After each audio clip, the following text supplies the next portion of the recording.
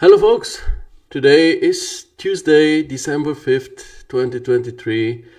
My name is Tudor Voruf, and this is the 14th episode of Keeping It Realistic, a show in which we together go through the works posted in the Chaos Campus Facebook group within the last week, talking about their strengths, but also pointing out their weaknesses and suggesting eventual ways to improve them.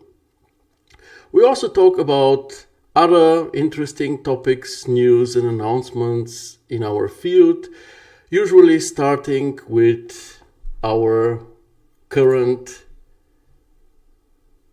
image, cover image. So please tell me, I see a lot of you in the comments. Helen, Mario, Hiroshan, Serafim, Danushka, Amit, Michal, Thomas, Sebastian, so many people. Glad to see you all. Glad to have you here, folks. So tell me, do you like our current cover image? I think it's pretty funky. To be honest, it was difficult to decide which images to include because there were lots of good options this time. Actually, every time, but this time it was really full. I had like maybe 5 versions of this cover image with also other images featuring other artists, but in the end it won the images by Irakli, Thilina and Houssem. The interesting about this configuration is that it is a first timer for all 3 of them, so I would say congrats to all of you. I see Abdi joined us. Amit says, yeah, it's great and funky and cinematic. Yeah, it really is. And what I really find really great here is how the first and the last one seem like they belong and at the same place, which is pretty cool.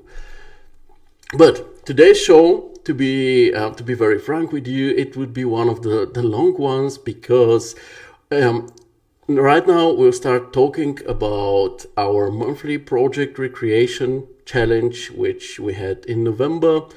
Today's Judgment Day, so we will talk about all 6 submissions that we got.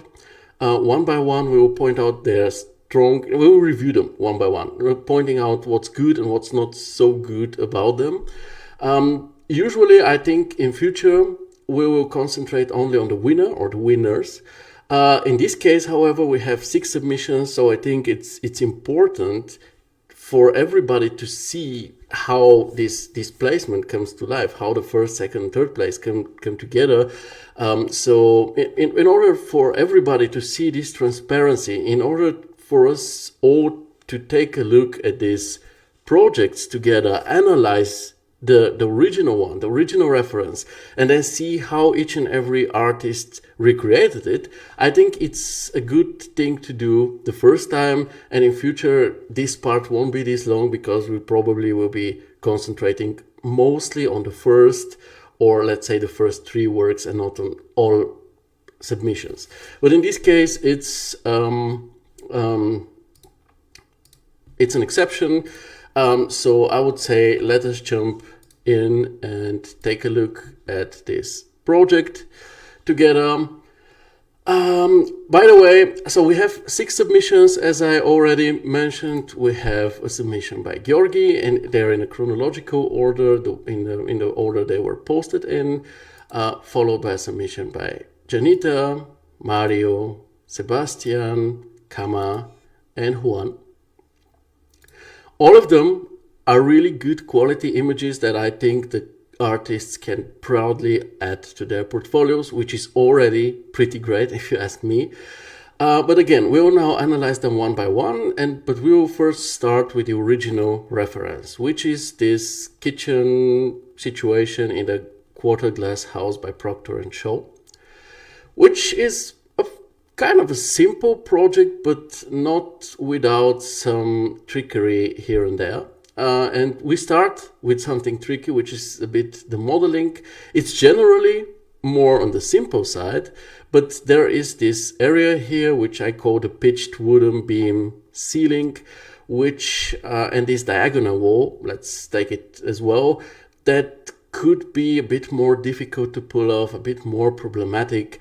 Most artists actually did a good job with this one, but some seem to have had some slight issues with it.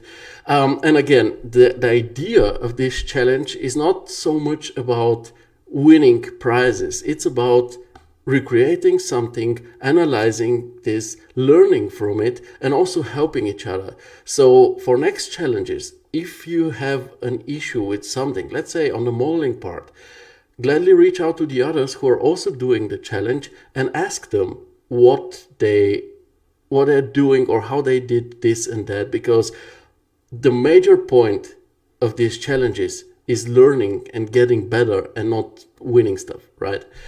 But yeah, talking about the modeling, this part is a bit more on the tricky side. The rest of the stuff shouldn't be an issue, actually. Still, attention to detail is needed when it comes to the kitchen drawers, the cupboard fronts, the general proportions of everything in this scene. When it comes to the materials, I would say they are also not very difficult, but there are some points one needs to be precise about. Most of this is the color palette. The color palette of this project is one of its main qualities, because it's one very subtle but really, really good color palette. Everything is very finely tuned to match nicely, and this is something that needs to be precisely recreated, as precise as possible.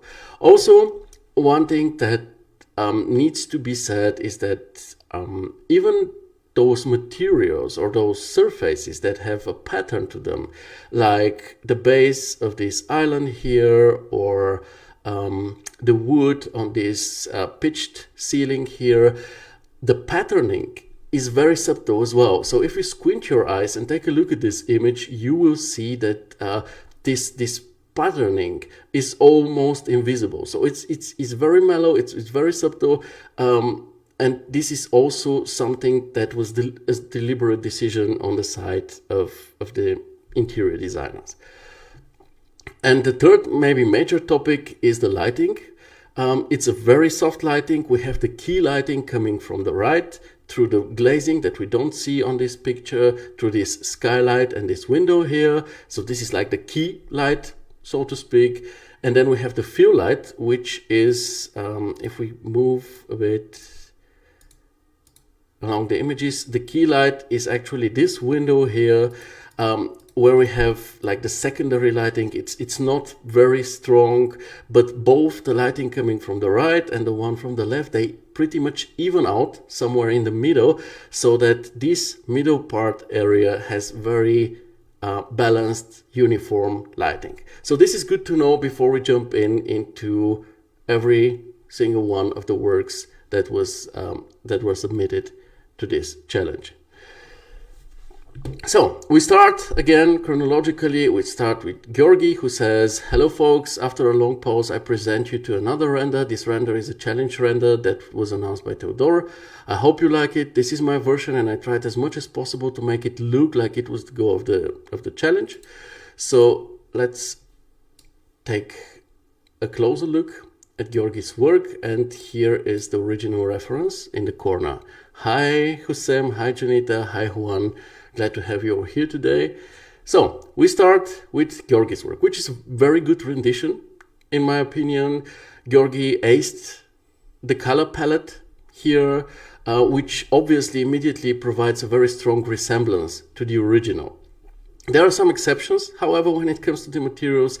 It's mostly the tiles, the floor tiles. Georgi's are a bit more cream colored, while the original ones are more grayish, more desaturated, and also a bit darker. And the other thing is that the wood pattern, which is talked about it, this one, but especially this one, is very pronounced compared to the original. The modeling is a bit of a mixed bag. It's, at first glance, it's okay, but it seems like Georgi was eyeballing it a bit, because if we compare some things, I'll move this over. Let's take a look at this trapezoid window here. You will see how it actually, in the original, it starts between the lowest and the middle drawers, and it goes up until the upper shelf, and on Georgi's side it's just moved up for some reason. which I cannot really understand. Also, if we take a look at this cupboard front, for example, on Georgi's side it looks quadratic, while here it's more like prolonged, more rectangular. So the proportions seem a bit off to me. Also, the closed ceiling panel, if we take a look at this situation here, it's the last panel before the angular construction begins, which is a closed one, so Georgi misplaced it by one. What do we have more is, the construction of this kitchen island. If you take a look at the original here, you will see that you have more or less 2 feet to this table, and both are on the upper stairs, let's say, and then the rest of the construction is on the middle stair, and on Georgi's version everything is just on one of those steps here, and there is even a small gap which isn't very much like the original. And one mistake, which is a silly one, but it happens, is that in Georgi's version the faucet is actually in front of the sink, which, again, some things like this just happen. Regarding the replace sets, I think that most of the substitutes are actually pretty good. Again, it is okay if you don't want to invest the money, or if you don't find the models, even if you're willing to invest the money and you don't have maybe the time to build them, or maybe the skills, that you go with different sets. It's not a big deal, but still, when you go for different sets, make sure that their optics match the original ones. So I think what Georgi did with the ovens here, with the glassware here, is very close to the original, very similar. Now the ornament vases here, I'm not so sure about. The original ones are very subtle and look differently. These one have too many ornaments to them. I'm not a huge fan, to be honest. And also in situations like this, first of all, the original ones you can easily recreate using the lathe modifier in Max, even if you don't make the handles and so on, and then you can just texture them. But if you don't want to, if you don't have the time, there are also better options than the one Georgi has chosen here. In the Chaos Cosmos library, for example, there are some better and more suitable solutions for those vases. But again, it's not like a huge deal. The kitchen utensils I'm not a huge fan of, because they somehow look like they're placed in Photoshop or with the help of AI. I don't know, like they don't look realistic. They're too evenly scattered. I'm not a fan of this part. The bar stools seem a bit prominent, maybe a bit too prominent, but honestly they actually fit the architecture, this part of it especially, so why not? And as for the pot plants, the first two I like a lot. The third one adds a new color, which I wouldn't do, because again, the color palette on a project like this is one of the most important topics. Regarding the lighting is generally good, maybe a bit too strong on this side, which almost leads to a slight overexposure and partial loss of detail and contrast. And the fuel light coming from the left is also very strong. If we compare here, you see it's almost not visible. We only see it because there is a darker area here, but it's not strong light. And here it's quite a visible one. But still, with all of this being said, I would say that this is one good, really cool effort on Georgi's side. And I don't think he is here today, but I will gladly hear from each and every one of you who participated in this challenge how your experience was. Was it easy? Was it difficult? Was it challenging? What was the most challenging part to you?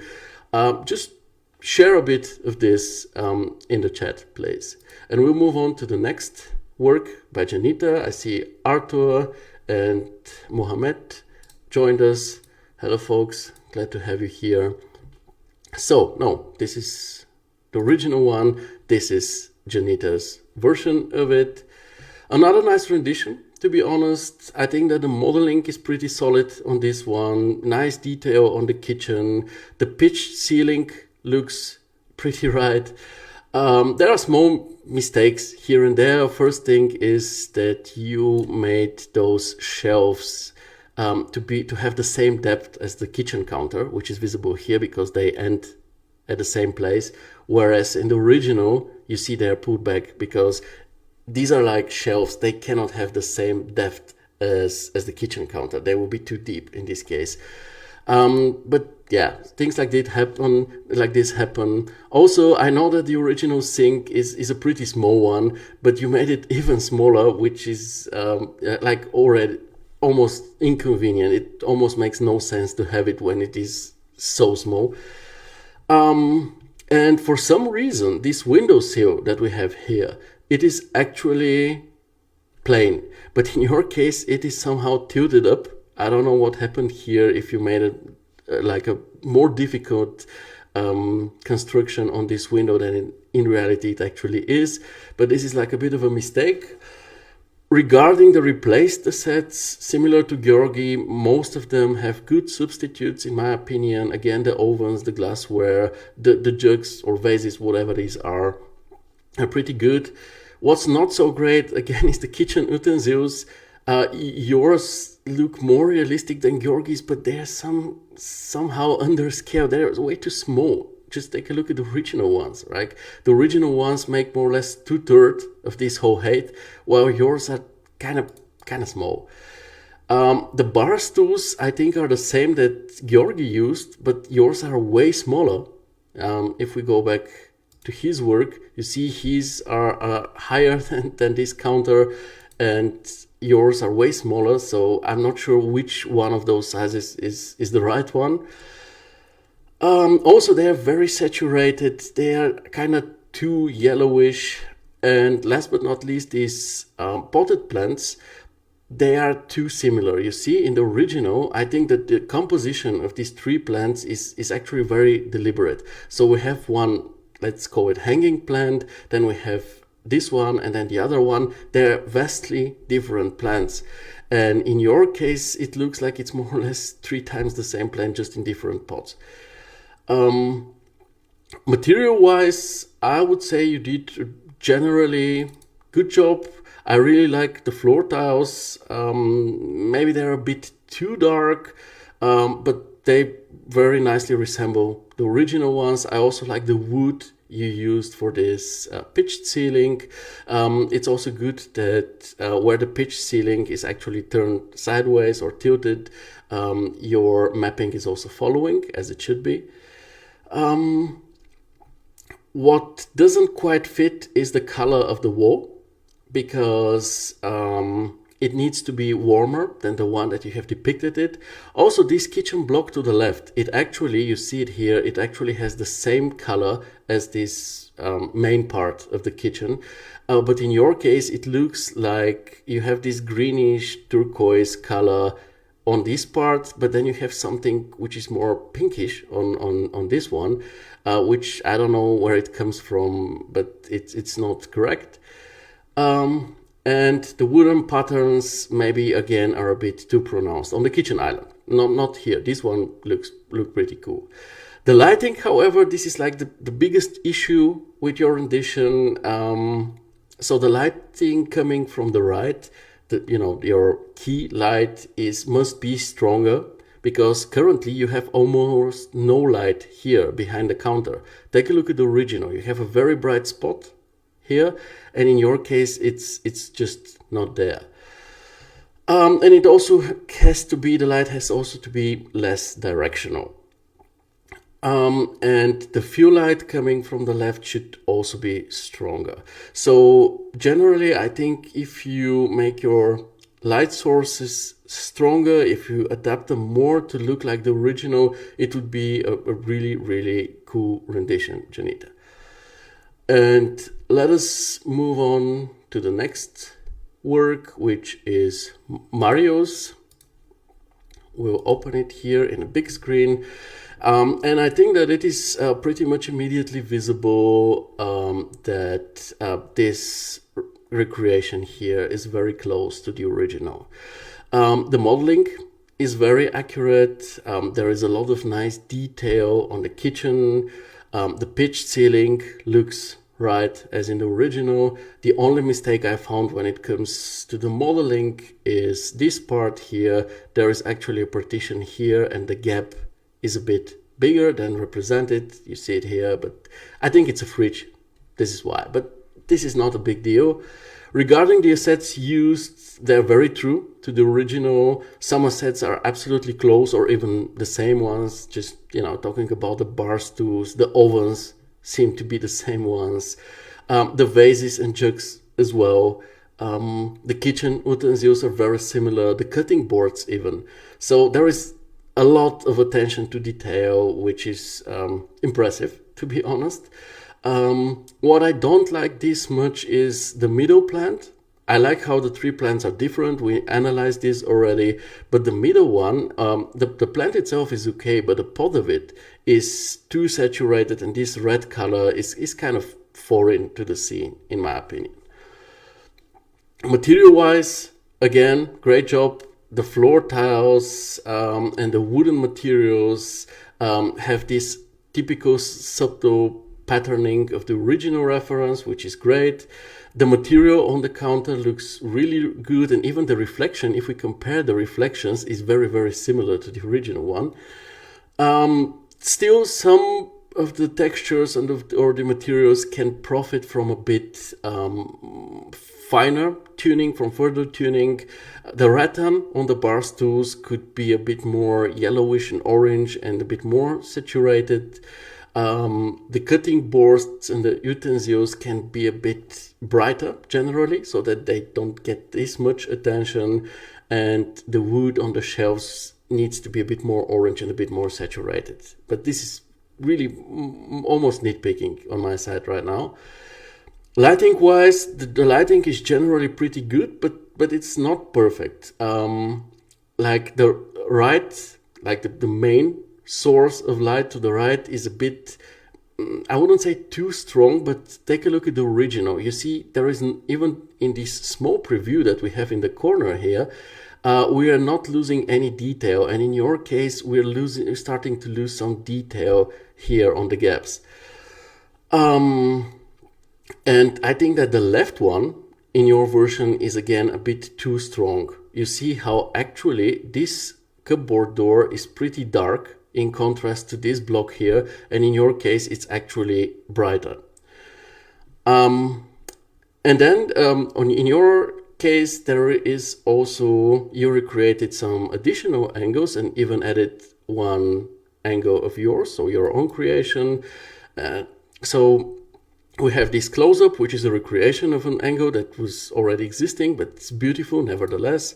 We have this angle, which is again great. We even see a bit of what happens outside in the courtyard, which is awesome. We have this shot, a very, very cool architectural shot, which you gave wonderful details, stuff like this. It just makes a difference. So this is absolutely awesome. And the last one is your own creation, but again, a very beautiful angle. I'm not sure if the focus must be on these utensils or on the faucet here. If it was an animation, I would make something like I will move the focus from the utensils to this faucet here. But the way it is really, really good. So wonderful work, Mario. This just needs to be said. I see Kama sharing some of his insights about this project. He says, for me at first I thought it was an easy image to reproduce, but I had some surprises during the process. My first difficulty was the wooden structure, then the bar chairs, and especially the famous window. I thank Mr. Mario for the link he shared. This challenge was important to me. This is awesome. This is the most important part, really. This is more important than all the prizes. Of course, prizes are great. Winning is awesome. It's also important for your self-esteem, for your ego and everything. This is cool. But the most important part of this was for you to challenge yourself, to improve, to learn something new, to test your skills. This is what such recreations are about. And think about it in this way.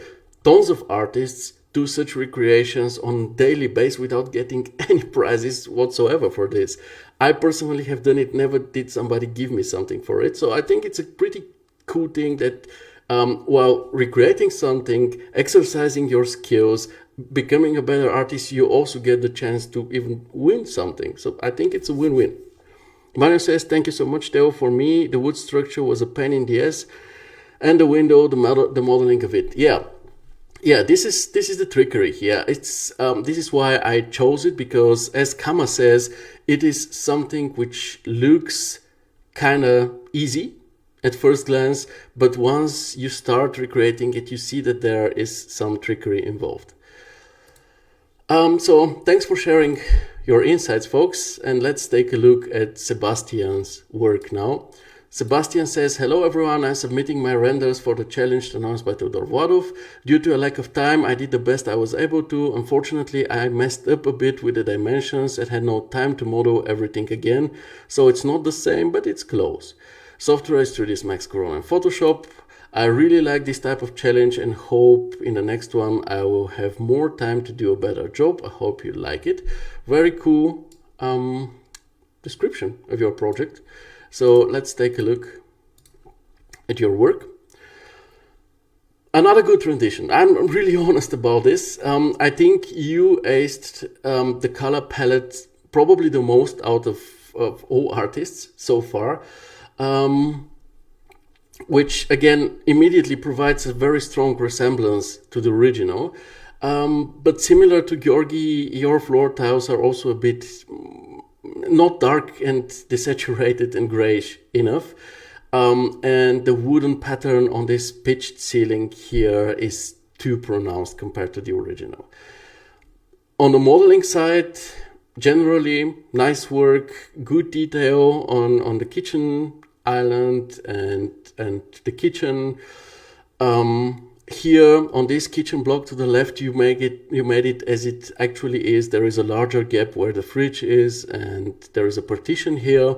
So this is pretty cool. You screwed the pitched ceiling a bit, to be honest. So you see, it's not a clean modeling here. Probably for you, it was also one of those more tricky parts. And again, if you encounter something like this, gladly reach out to the others and just ask them. I don't know, maybe in your case it's just because of lack of time, but sometimes it's just something which is difficult to us to pull off, and this is the time when we should remember that this is actually an educational community. So we will just reach out to the others and ask them, hey man, how did you do this and that, because I cannot seem to get it right.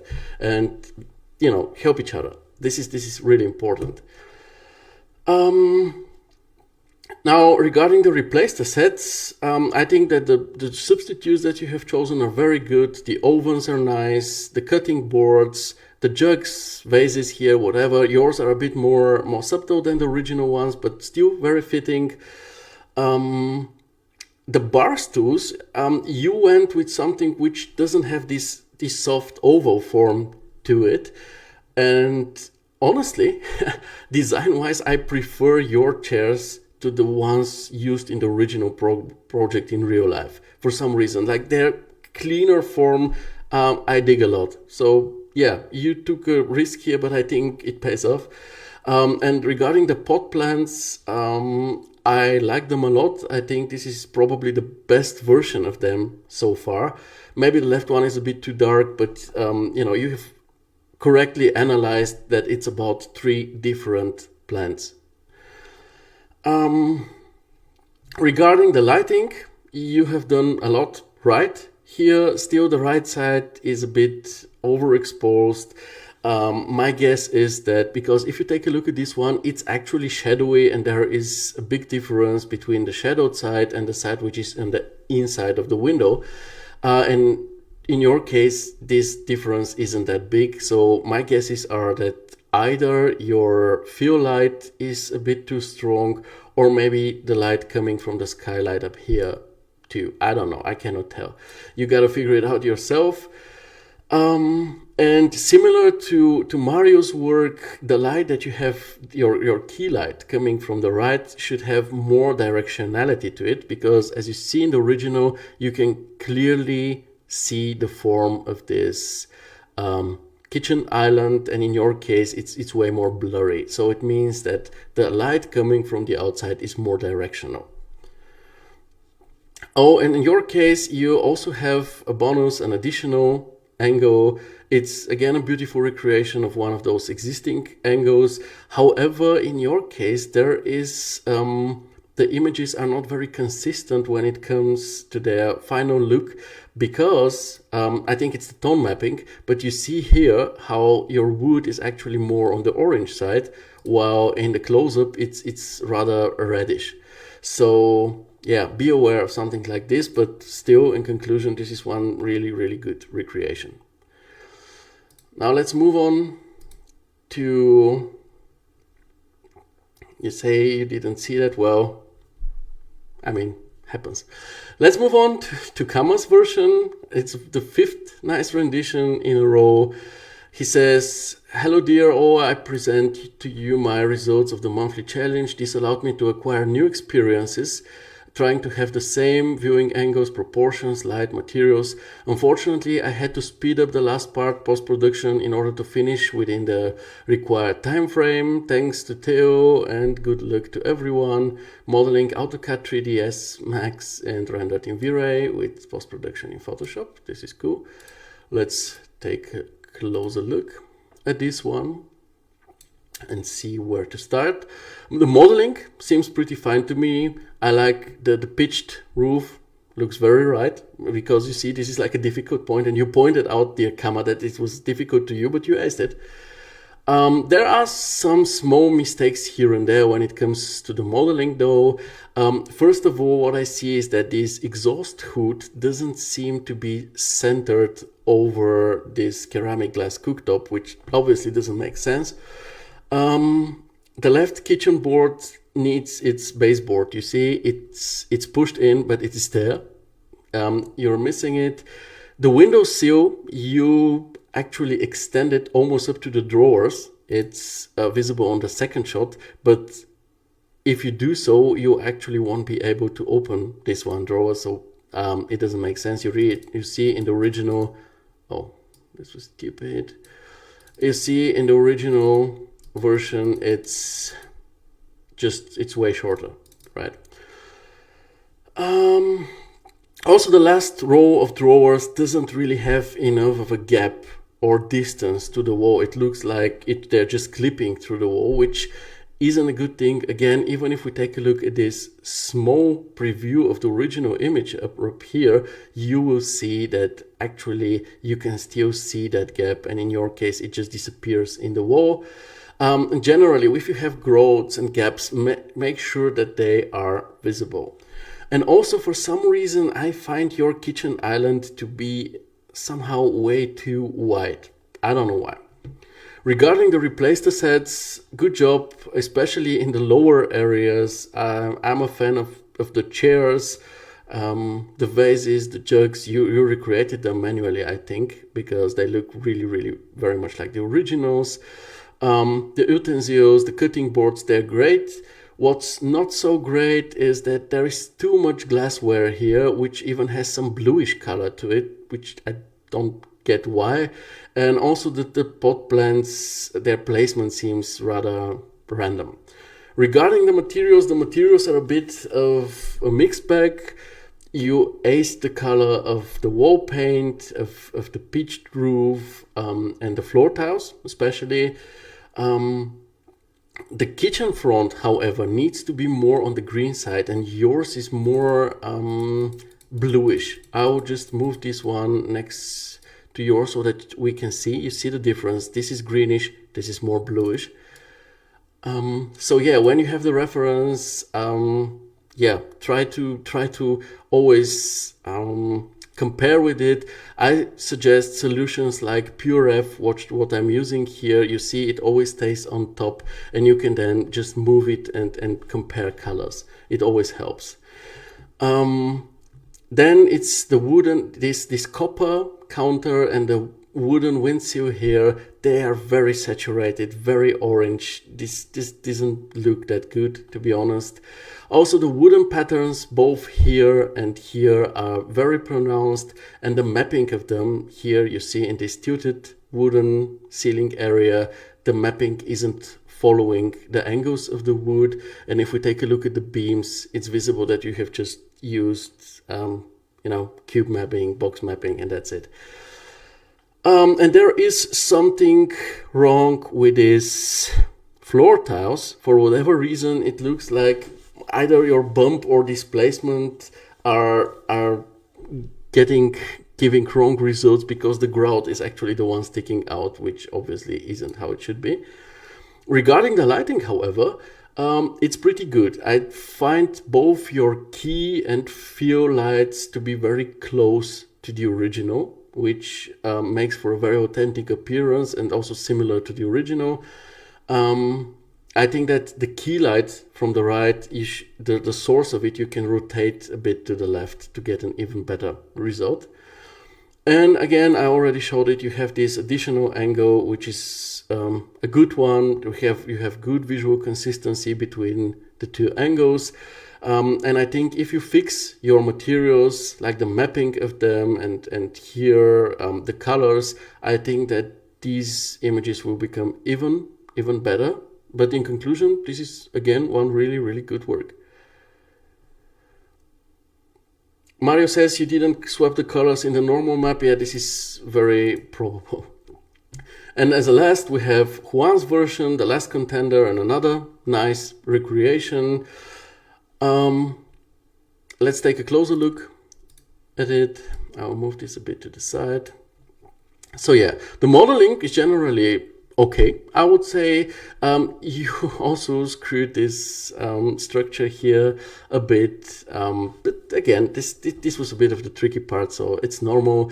There are small mistakes here and there, like the gaps in the kitchen fronts seem to be quite big. Like you made the gaps and then gave these front panels strong chamfer, which made the gaps even larger. So try to count the chamfer into the gap width in future. The left kitchen block needs its baseboard, and also for some reason this beam up here seems to be getting narrower towards the left, which is kind of weird, to be honest. I think you did a really good job with the replace the sets, however. The chairs are quite good, just place them a bit closer to each other. The utensils and cutting boards are also pretty good. The three plants are really nice and fit greatly. Is probably the best version of the plants. What's not so great is this green deco vase. It's just a very strong eye catcher. I said you don't need it. And the ovens, this is like the only case where the ovens, even though they're, other artists also had just other ovens different looking than the original ones, but it was okay. In your case, this is a pretty strange oven which has a very bright and big dark area, and it's also not very reflective, which makes it a bit of a contrasty eye catcher here on the side. So what I recommend in such cases is just to give this front panel more reflectivity so that it reflects this area here and it's not so prominent anymore. The materials are kind of problematic in your case. I will be honest and direct here.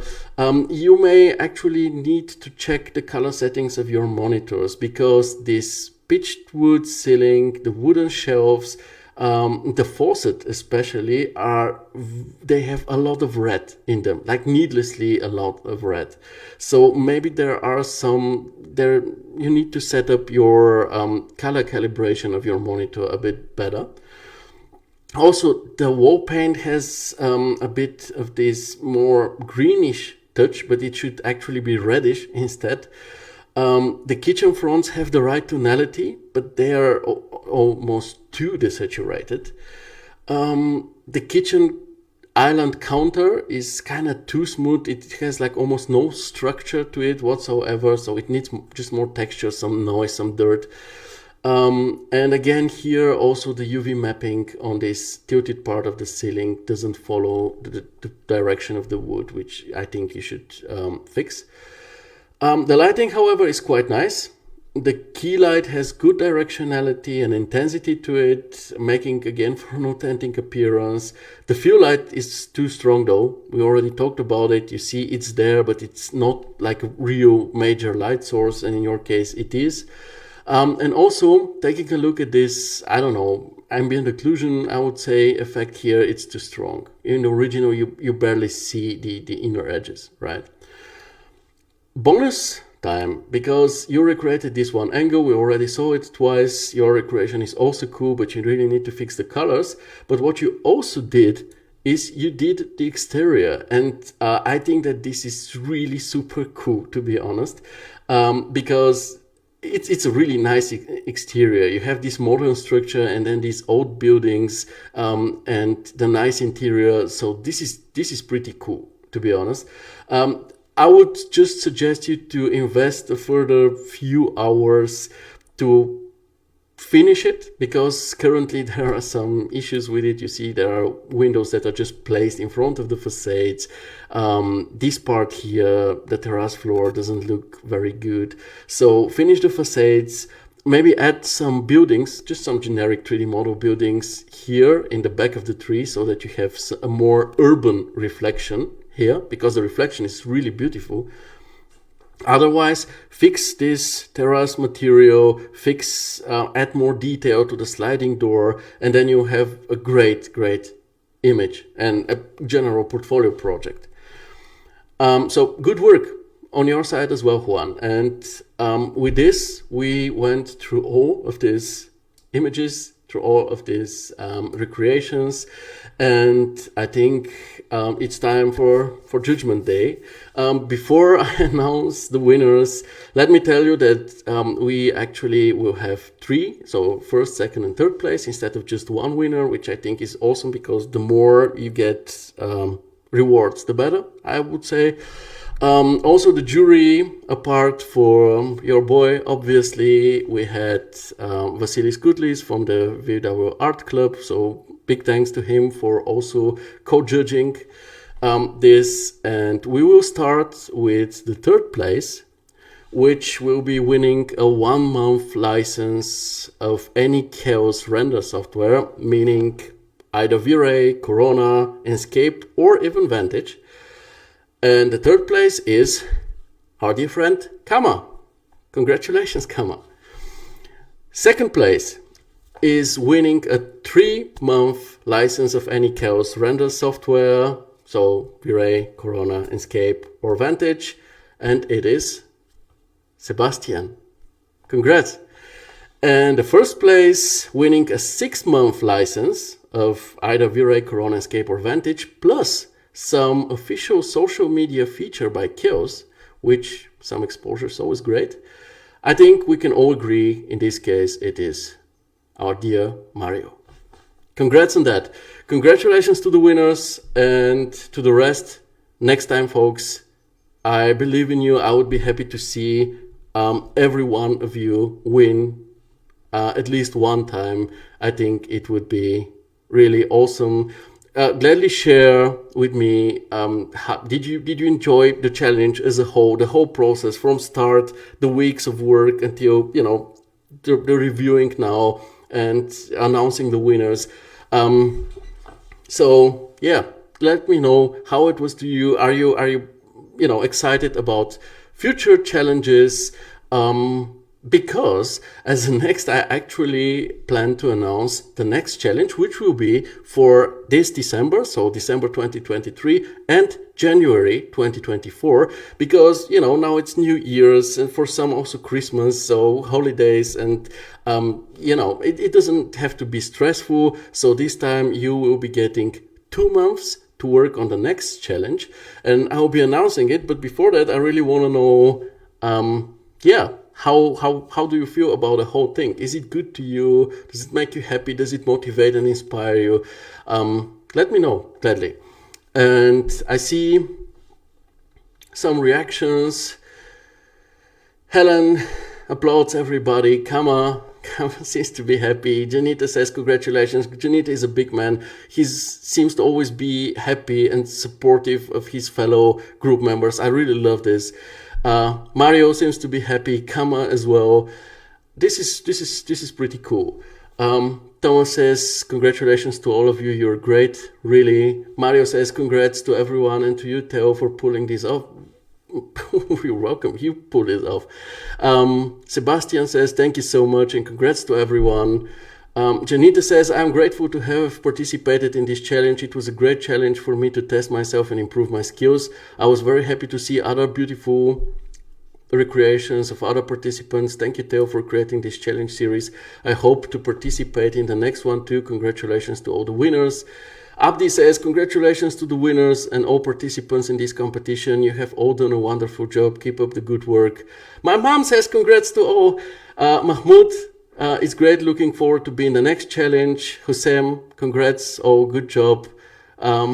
Mahmoud, again, congrats to all. Seems that you're happy, so I think it's time to announce the next challenge. Again, it's going to be for the next 2 months. This time you won't be recreating stuff, but you'll be coming with your own ideas. And the topic is winter in the city.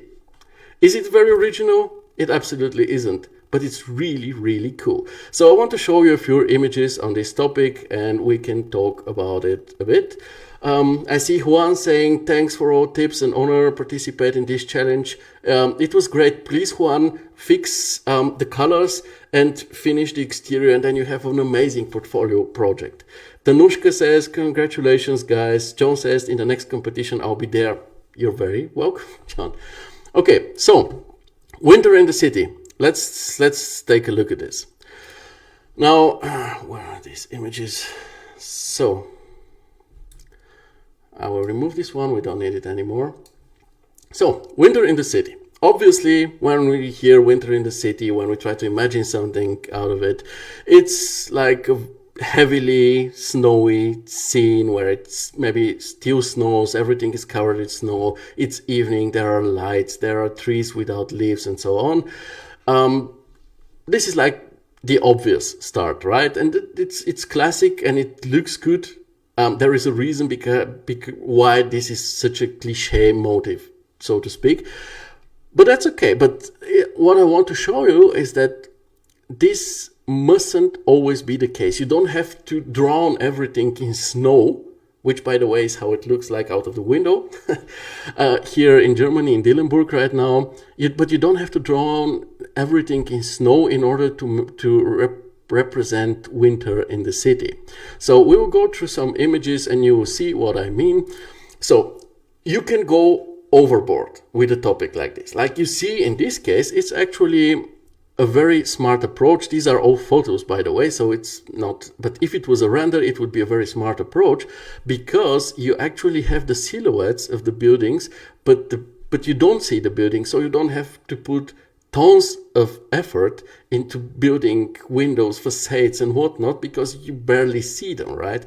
So here, this is an example of going overboard. Like this is almost a snowstorm. There is fog, there is humidity. It's just crazy. Like you can do this, of course, even though you see that this scene concentrates more on the traffic light and the Christmas trees here rather than the rest of the city, but it has a very, very strong atmosphere to it.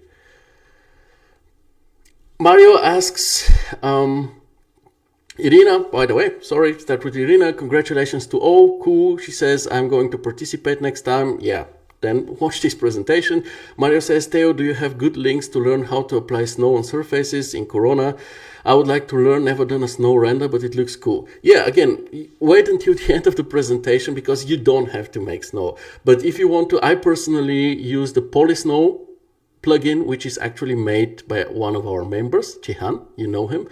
But you can also do it. Abdi showed, actually, he shared a tutorial about making snow with Tyflow, with the free version of Tyflow, if I'm not mistaken. So you can just go back to it, to what Abdi has posted and take a look what he does. At some point, Janita shared how to make a snowy car, if I remember correctly. So in the group, there is already knowledge about how to do snowy stuff. But again, you don't have to make everything full of snow. So let's continue. Here we have another scene. You see, we have a lot less snow here. Like here, it's the street which is covered with snow, but the buildings mostly actually aren't. And as for this snow in the foreground, you can of course render it, but you can also do something like that, like Abdi did in After Effects, or just get a snowfall PNG for free from the internet and just place it in Photoshop at top of your render, and then you have it, right? Here we have it the other way around. On the previous shot, it was the street which was covered with snow and the walkways, and like the buildings weren't, so everything around wasn't covered with snow, and the main path was. And here we have the other way around. We have the walkway here being clean so that people don't fall down, you know, and you have the greenery around, which isn't obviously that green anymore, filled or covered with snow. So the grasses, the shrubs, the trees. Here, you see, we're getting, with every next image, we're getting less and less snow.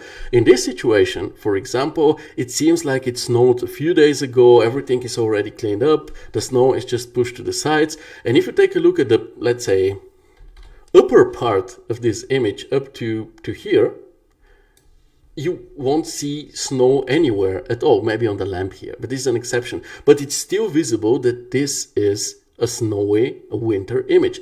Why? Because it's cold, because the trees have no leaves, because of this cold bluish tone mapping, because we see the smoke this way. So there are means to actually represent a scene without using any snow. And this is the interesting part here, because I know not all of you have snow in their countries. So if you don't feel like it, don't do it. You don't have to. You can still make a winter scene without having snow, because the topic is winter in the city and not snow in the city, right? Here, this is another example. This is, I would estimate this is somewhere in Russia. I see a ladder here and this type of architecture. But you see, this is how it often is. This is how the last years have been here in Germany as well. It didn't snow, it just rained a lot. And when it rains, everything becomes kind of dark, gloomy, wet. And it's visible that this is either late autumn or actually a snowless, rainy winter. So this is also an option, okay?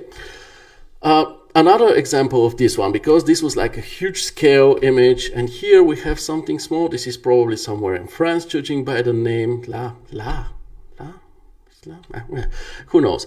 But you see here how you have this patisserie, and then it's just cold and wet outside of it, but itself, it would be even cooler if this would just like glow from the inside with a warm light. It would be even stronger contrast, but you see no snow in here.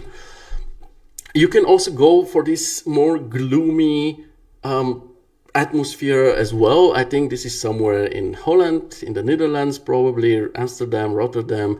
And you can still tell that this is winter because the trees have no leaves, but they have these Christmas lights around them.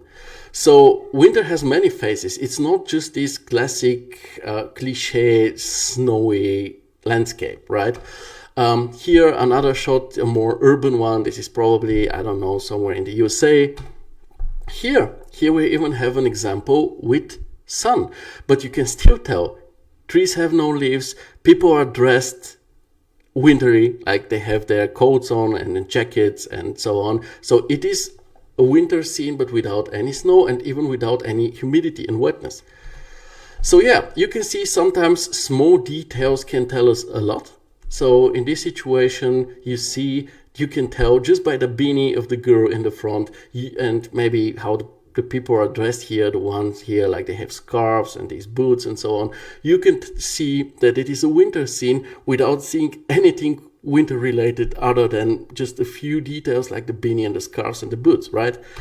And here is one example, because all of the things that we just discussed or saw so far were photos.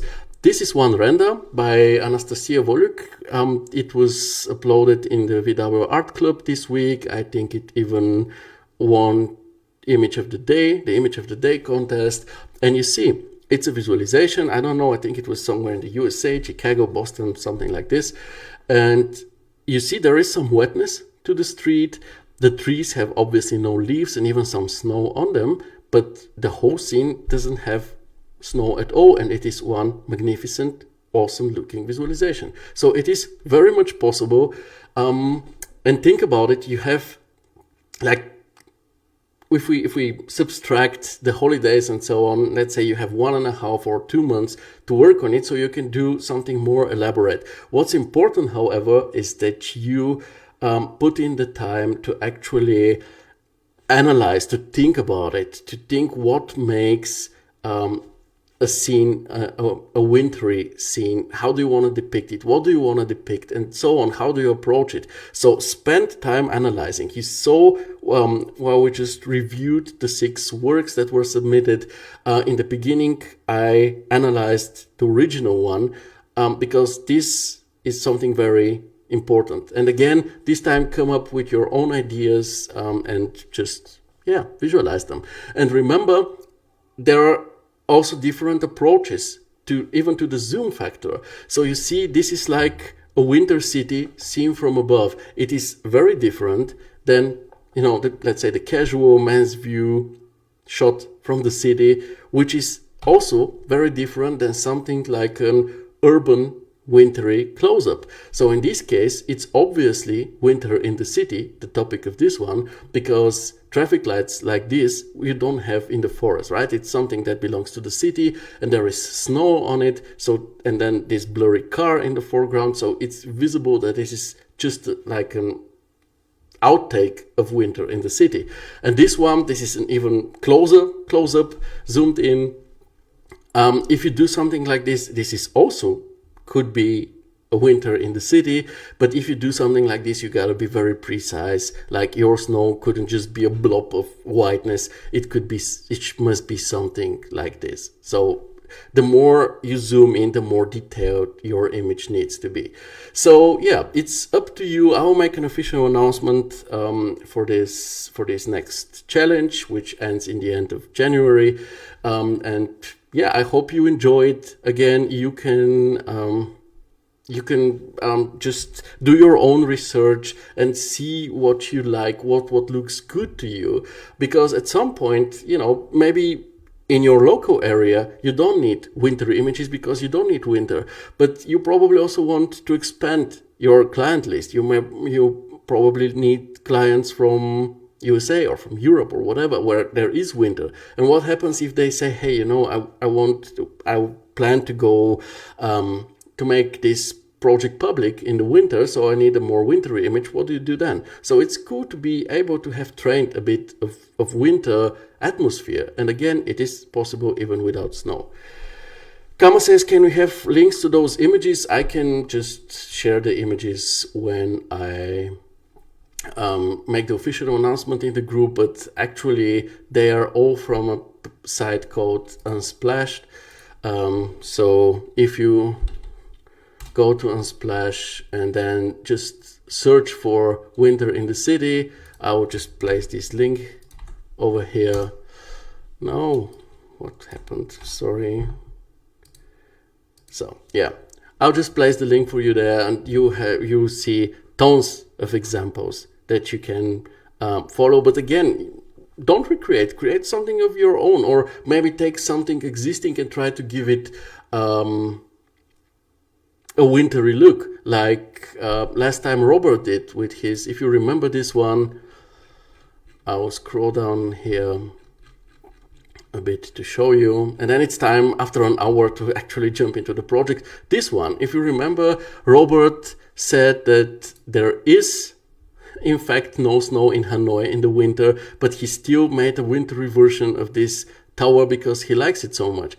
So it is possible. You can maybe take some local structure and give it a wintry look or something. Of course, try for it to make sense. If you have something like with palm trees and a beach and everything, and then you have snow, that's maybe a bit tricky. But yeah, this is about the next challenge, and I think it's time to start reviewing some works from our group. Yeah, this is where we left last time. This was the last show, and we skipped this work by Muhammad, so I would gladly start with it this time.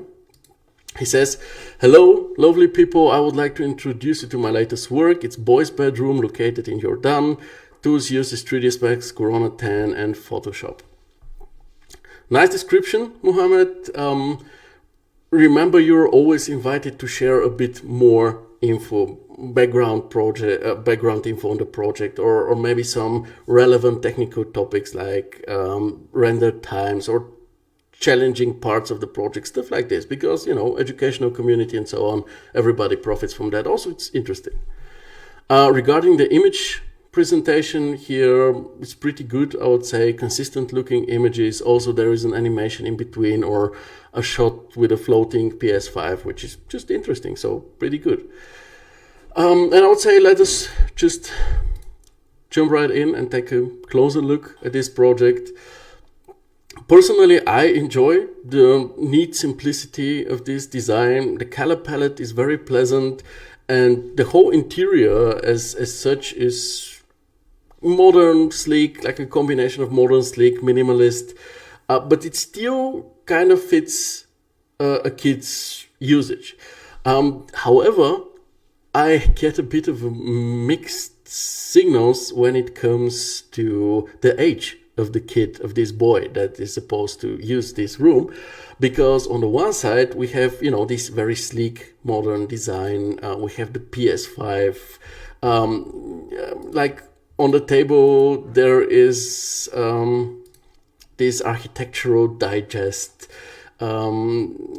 generally lack of toys and small kid stuff, so I assume this is like a teenager or something.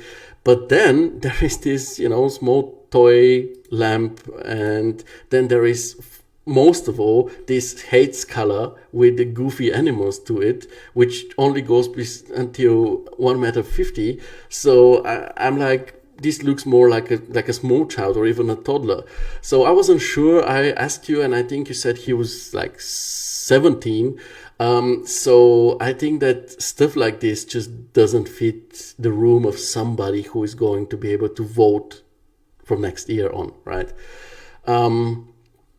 Modeling wise and material wise, I find everything pretty nice. The assets that you have used are quite good. The carpet, by the way, looks really great here, so gladly share with us how you did it. Only thing when it comes to the materials is just be aware when you are stretching some textures. I think we can see it here on this shot. It just becomes low poly and low quality, doesn't look that good, right? And I think we can then go through the shots one by one, starting by the first one here. It's a good shot, nicely balanced, nicely illuminated, pleasantly clean and minimalist. Also, this stuffed lamp, again, it seems to be hovering above the floor a bit.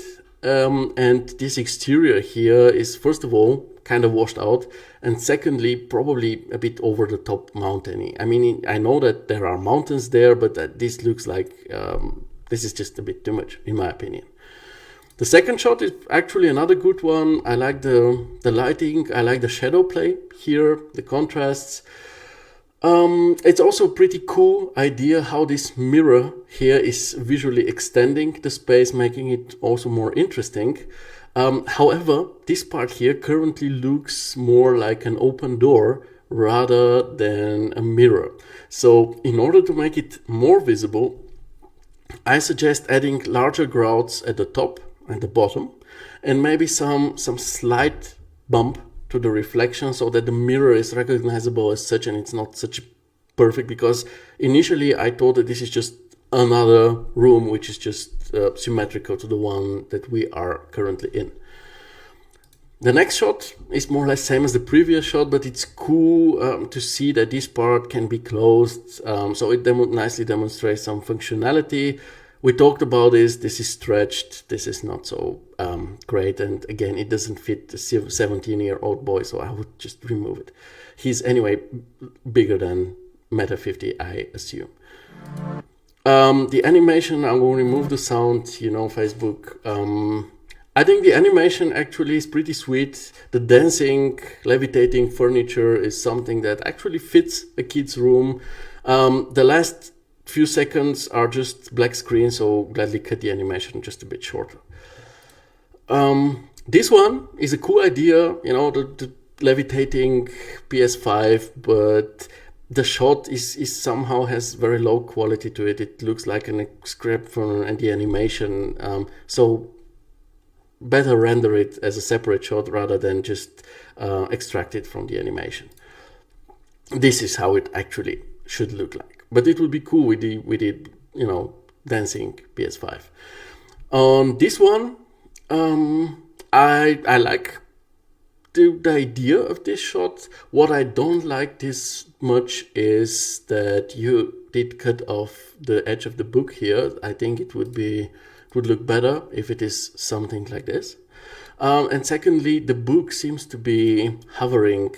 It seems to be hovering a bit above the table. So we maybe want to fix this. Next one, again, I don't think that here this landscape format is the right one. I think that a portrait aspect ratio would be better here, and which is then extended to the top and the bottom. So something like this, to me, better captures the dynamic of these flying assets. This shot, it's an okay shot. I think it would be better if this mirror had something to reflect, like some wall art instead of just a bare wall or something. And also it's lighting wise not so great. I think you can maybe even turn this lamp on, if this is a lamp at all, so that you get some more shadows and light play in this area, because otherwise it's a bit dull. This is an interesting angle because partially it shows how these coat hangers work, which are integrated and pretty smart, to be honest. It shows also this shelf here, but there is also a lot of empty space where nothing happens. So if you had some different lighting scenario, maybe some gobo or just some trees on the outside and direct sunlight, which has some play on this empty area, it would be good, but currently it's not so good. And this is an okay one, but I think that there are more beautiful ways to showcase this vase on the sideboard or the low board. But all in all, going back to the first one, I think this is pretty good work. Just maybe be more precise with your furnishing and assets regarding the kid's age, right? So it just has to fit. Let's move on to Mahmoud with something very interesting, an automotive concept made in Rhino. I won't play the music because of royalties and licensing from Facebook, but the music is pretty cool. And as a former Rhino user, I'm always happy to see nice, interesting work done in Rhino. This one's also rendered in Vantage. To be honest, I always dreamt about having something like Vantage for Rhino back when I was using it, because there was nothing like this. It was V-Ray or the Chaos Cloud. But I'm really happy that something so convenient like Vantage is now available to Rhino users. As for the car itself, it obviously looks pretty cool, pretty interesting. The modeling looks exciting, and I would like to ask you about this part here especially. Did you use Grasshopper on it, or is it just Rhino? Is it solved with a texture? How did you do it? Also, how's Rhino 8? It says that you have done it in Rhino 8, which is like the latest version. It just came out last week or something, so it's fairly new. And last version I personally have used has been Rhino 6. So gladly share your insights on how Rhino improved over its last two versions. And it's generally cool to see stuff like this in the group. You see, it's he says, my latest project for Project Design Workshop, concept for Mercedes-Benz 2024. It's just cool stuff, and please keep sharing stuff like this, and gladly tell us, what did Mercedes say about this, about the concept. Mahmoud said, yeah, it's Grasshopper. It's just great at Rhino 8. Yeah, Grasshopper is a very, very powerful parametric tool which is integrated in Rhino, which a lot of artists, especially ones who do stuff, like Zaha Hadid architects, use a lot. Stuff like this you can do you can do with Grasshopper, and it's actually amazing. It's a great tool.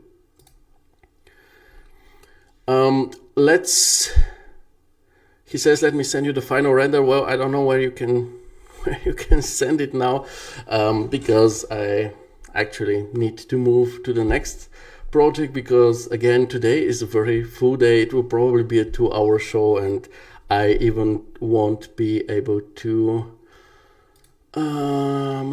send it as a okay, this looks dope. This needs to be shown. Why don't you share something like this in the group directly? Because this is dope. This really looks cool. Now you just need to place it in an HDRI. If you want to know what I mean, just go a few posts back to one of the last posts by Flatzen and take a look at his Lamborghini Aventador. He placed in an HDRI. I think it would make this even more awesome. But the car, the lights, this looks really futuresque and quite cool, let's be honest. Thanks for sharing this. Gladly share it here as an addition to your post. And I will move on to Thilina. You know how we usually do it with Thilina's works. We just take a look at them, enjoy them, and move on. But the thing is that usually Thilina's works look like this, which he has this concept which he always visualizes in more or less in the same way, which is always good, but over the time not really that varied and exciting to talk about. My guess is that Thilina wants to have this harmonious portfolio where the concepts are presented more or less in the same way. So what differentiates is the concept itself and not so much the images and the presentation, which makes sense to me. However, this time, for some reason, he decided to share with us a more colorful and vibrant project. It's the Lotus Retreat Villa made in SketchUp and V-Ray. I'm always amazed how Thilina makes it possible to make such organic structures with SketchUp, but again, last time I used SketchUp is a long time ago, and it seems it has developed a lot in the meantime. But yeah, the reason I wanted just to go, I included his image in the cover title, in the title cover of our current show, is that this time he really went for this more colorful, vibrant, and saturated style of his visualizations, and I really enjoy this. So I decided to include him, and I think that what we can do now is just quickly go through the images and just enjoy them, because his concepts are very organic, very nature bound. To me personally, it's always a pleasure to see them. Also, an angle like this is just something that shows you how interesting and exciting a different angle can be, because like this one is beautiful, but if you take a look at this one, this is like almost out of this world. This is just amazing. So just take a look at this and maybe get inspired by it. This is why we go through the project, and then we'll just move on to the next one. And yeah, I don't know, Thilina, why you decided to leave the beaten path and experiment with more vibrance and more color and light, but I think it pays off. So yeah, great thing. Next we have Lily from the 4 Pixels Academy with another short. It's literally 2.5 minute video in which a scene which starts like this is improved by fixing the lighting and the camera and adding some volumetrics, and turns into this. So it really makes a difference. This time the render engine used is Corona. So to me, last time it was V-Ray, so I had to pause the video more often to understand what they're doing. This time it didn't have to be so often, but still, my opinion, I prefer a longer video in which someone explains what they're doing. Even if they don't, I can still see what they're doing and then maybe recreate it or just remember it. And in this case, it's everything goes so fast so that I often had to pause or rewind the video. But still, thanks to Lily for sharing this. And then we move on to a very interesting project that is also part of our cover image. It's Houssem's project with the recreation of something really exciting, the Invisible House in the USA. It's an Airbnb property, actually. So this is something which actually exists and looks the way Houssem has depicted it. Pretty funky stuff, if you ask me. So let's see what he has to say. He says, "Hello everyone, I wanted to share with you my latest work and participate in the monthly challenge. This was a misunderstanding. Houssem thought that this is like just recreate any random project and then share it here. But we had to recreate this specific one that we just talked about in the beginning. But still, nevertheless, this is one amazing recreation. Let's continue."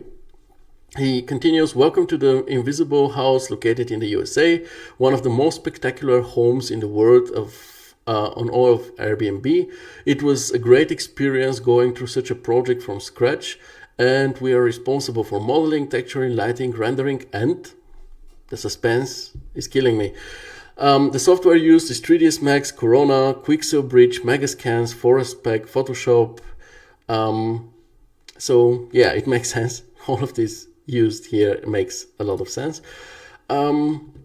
Pretty cool description, Houssem. Very informative. I want to ask you, with recreations like this, to actually include a link to the original reference. It's just easier to be able to compare it and so on. And sometimes it's not even about comparison. It's just getting introduced to some very interesting and exciting real life project. And regarding the images themselves, they look quite exciting, obviously. And even with these small previews here, and despite the left one being a night image and the right one a day image, they still have pretty consistent look, visual style to them, and contrast and so on, which is great. And it really makes me want to enlarge them and see more, which we will do in a minute. And I saw that Thilina is reaching out. He says, "Hi Theo, there I try to create colors that are interesting to my client." Well, obviously not only to your client, they are also interesting to me and maybe to the others as well. People in the beginning of the show, I don't know if you were there at that point, said that our current cover image is very, very funky, very cool. And I think it is also partially due to this one as well. So yeah, let's dive in Houssem's images. This is the night one, and this is the day shot. The modeling looks great, both on the house and the surroundings. It's also awesome that you have actually built and furnished the interior instead of just, going with this reflective surface and not doing anything on the inside. It could have also been an option, but you decided to go further, which I really enjoy. As for the landscape here, it's wonderful, especially the foreground is just amazing. I was just looking at it and trying to find out why this is not a photo, but a render. Material-wise, again, great job. The shaders look very authentic, very realistic. The only thing I was a bit conflicted about, at least when it comes to the day shot, was the reflection, because you see there are like reflective panels. And usually when you have panels like this, you have some distortion. But here everything seems to be perfectly mirroring, which I'm not so sure how authentic and realistic this is. So I Googled it, and it's difficult to say. There is some distortion, as you can see here, but it's not big. I've seen from afar it can actually look like a perfect mirror image. It also makes sense with, the house integrating and just disappearing. It's like the invisible house, right? But maybe if you want to make it a tad more realistic, you can just add a tiny bit of variance so that this mirroring isn't that perfect. But generally, as for the day shot, it's simply awesome. I don't have anything to add here. I even like the sky a lot, very much. The framing is good, the lighting, the modeling, it's just very good. I don't have anything to add here, to be honest.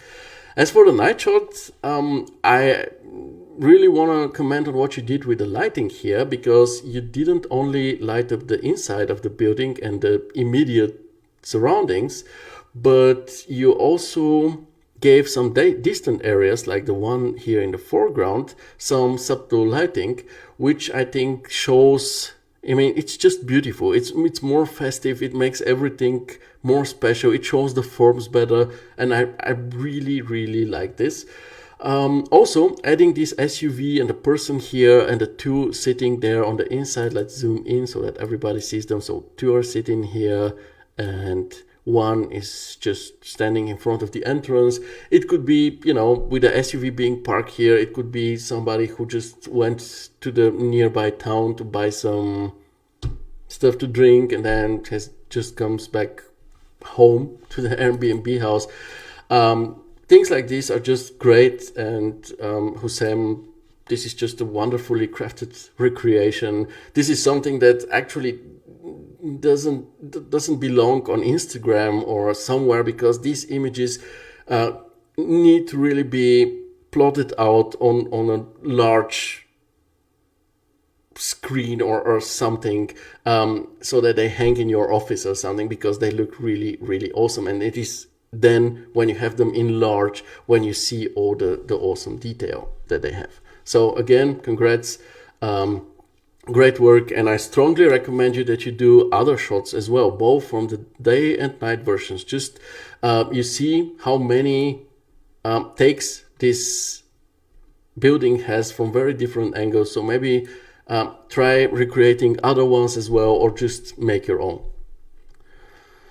Then we will skip over these because we already talked about them, and then we reach Irakli's work. Man, if you're here, tell me if it's Irakli or Irakli.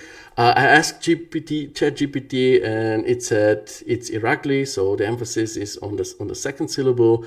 If it was pronounced in Bulgarian, I would have said Irakli, like on the last syllable. But if you're here, please let me know how is the correct pronunciation.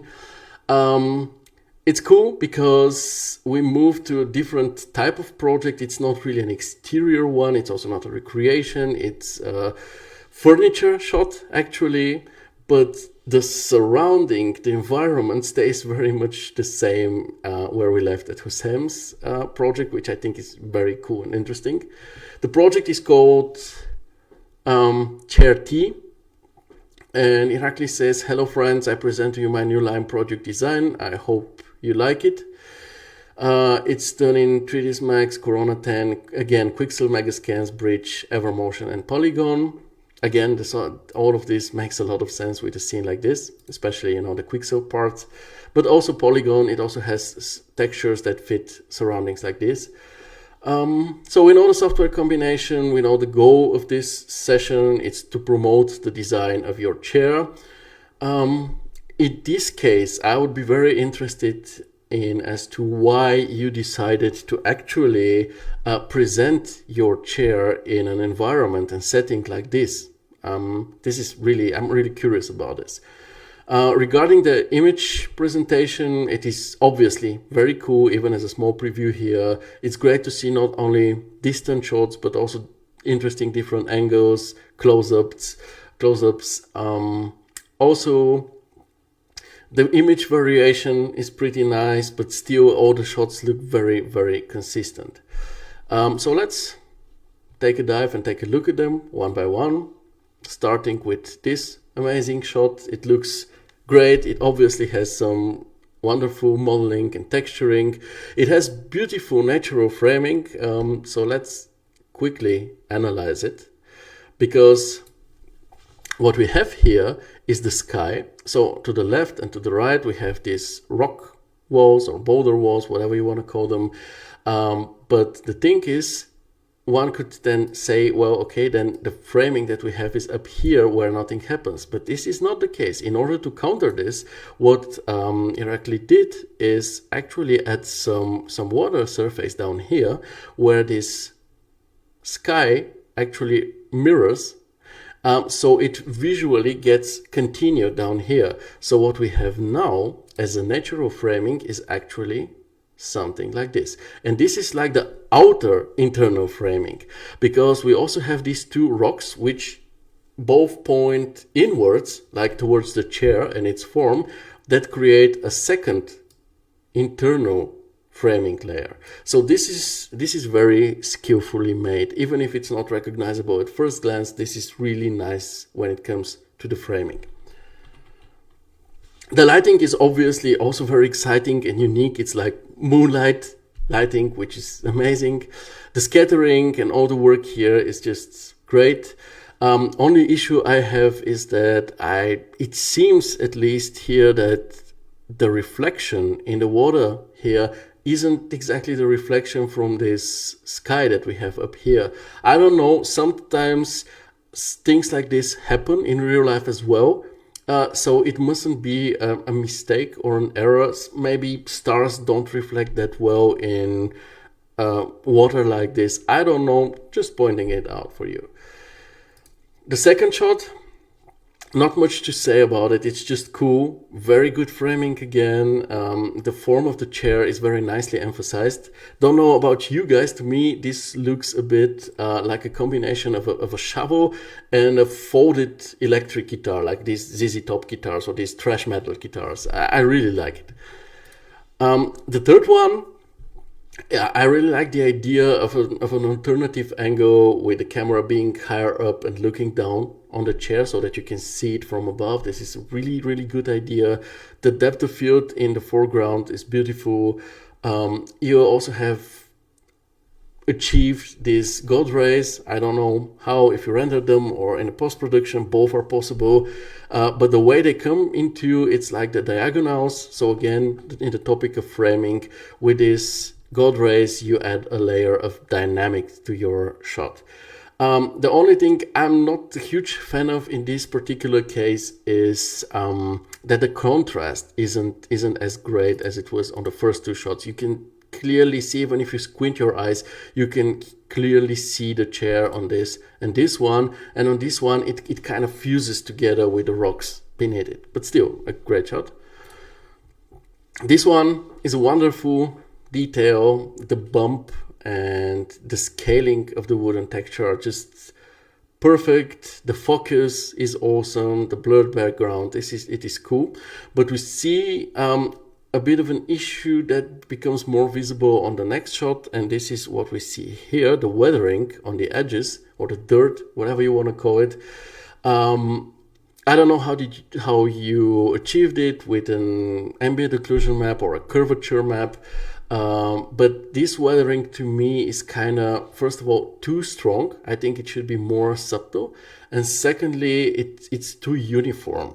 Like, maybe it is wanted, maybe this is just the design of the chair. In this case, just forget about it.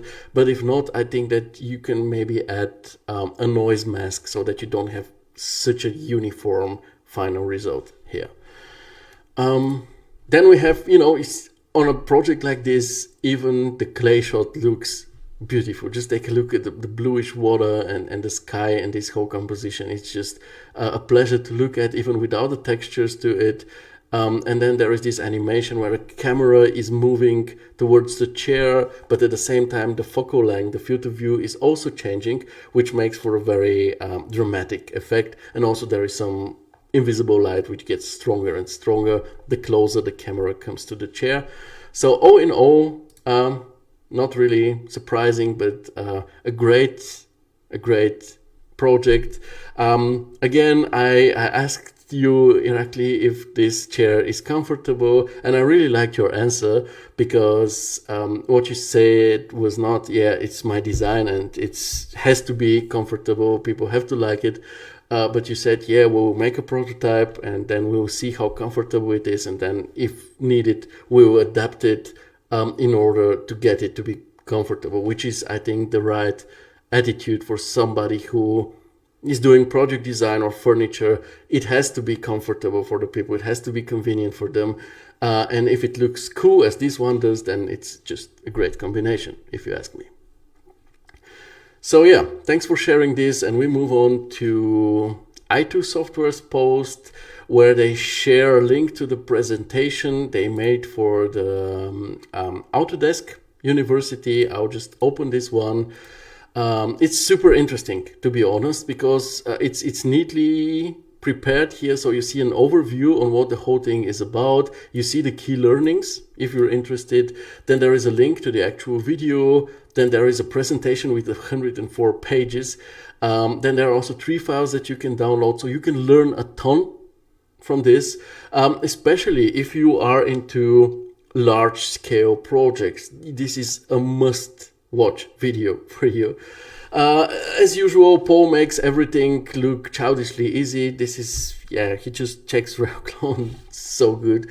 I mean, it's partially his baby as far as I know, so it makes sense, but still, it's great. To look at this, and for us it is great to be able to have access to such very informative learning videos.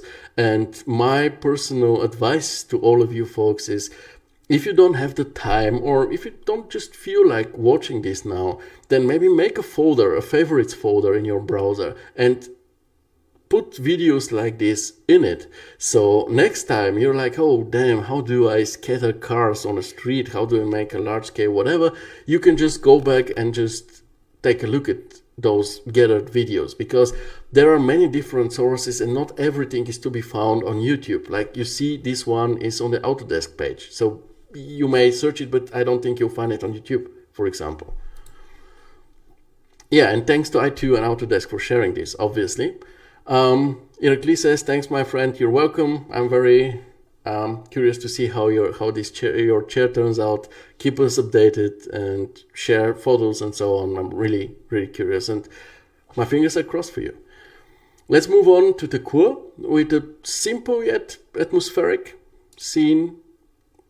We'll open it here. Before we open it, let's talk about the description. The course says, hi guys, new render, minimal living, software uses 3ds Max, Corona and Photoshop. Just got inspired by some images on Pinterest and created this scene. You can call it a practice render to improve my work quality.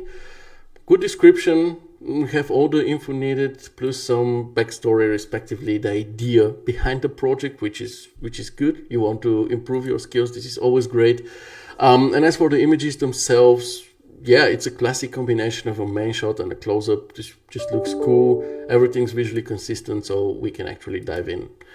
On the positive side, modeling, texturing looks pretty good. The color palette is very pleasant, in my opinion. The assets are nice themselves, but they're also fitting together well. The shaders mostly look good, with 2 exceptions, one of them being the wall material. It's kind of too bumpy and too strong in the moment, and the other one is the parquet. I think it's kind of overscaled. I think somebody said this to you already. The close-up is just great. This is really makes me want to take a sip out of whatever this is, even if it's coffee. I don't like or drink coffee, but this just seems very nice. It's cool that you added steam to it, because this adds some dynamic. It makes it look like this was just served, so it is partially even some storytelling to it, which is great. On the negative side, it's just like a scene like this isn't like incredibly exciting. It's a bit generic. The whole Pinterest is filled with such scenes. So probably something like this won't attract thousands of clients, okay? You need to know this. Other than that, technically seen, composition-wise, I maybe miss something here above this small table to even out and balance the composition. I made an experiment, so something like this I think would look a bit better, because you have a better composition in this part here. So yeah, all in all, this is just a very nice exercise of yours. Just please keep in mind, this is a general advice, not only to you, but to everybody. When you make a very simple scene like this, everything about it needs to be perfect. Then you can actually gain some attention even with a very simple scene. But it needs to look cool, it needs to stick out, and it needs to be perfectly executed. So, let's move on. You have probably seen this already, but Claudio announced it here once again. Corona 11 is now officially out. There are some really, really cool features to it, especially the Corona tile map and the edge dirt, which I'll be using a lot of in future. I personally haven't installed it yet. I have this rule that I install a new piece of software only when I'm finished with my current project. I have delivered all the images, then I switch, but I never switch mid-project. I don't know how it is with you, but this is my own rule. So as I'm currently in the middle of one, I cannot switch for now, but probably in the next or the week after that, I will be switching because I'm very, very curious to work with the new features of Corona. Then we have Marcelo sharing his 3D person enhancement results done with AI. In this case, it's with the help of Stable Diffusion.